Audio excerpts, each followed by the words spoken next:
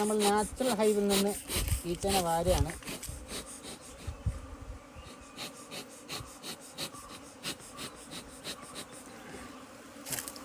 ഈച്ചനെ വാരി പതുക്കെ കൂടിലേക്ക് ഇടാണ്.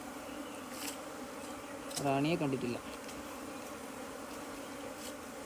ഇനി അടുത്ത വരൽ.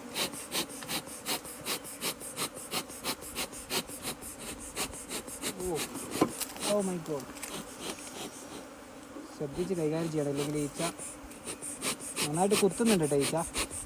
ഇതിപ്പോൾ എന്തോ പണ്ടത്തെ പോലെ കുത്തി കുത്തി കുത്തി, പണ്ടൊക്കെ ഭയങ്കര വേദനയുണ്ട്. ഇപ്പം ഈച്ചേൻ്റെ കുത്തി കിട്ടി കിട്ടി കിട്ടി കിട്ടി വേദനയൊന്നും ഫീലാകുന്നില്ല.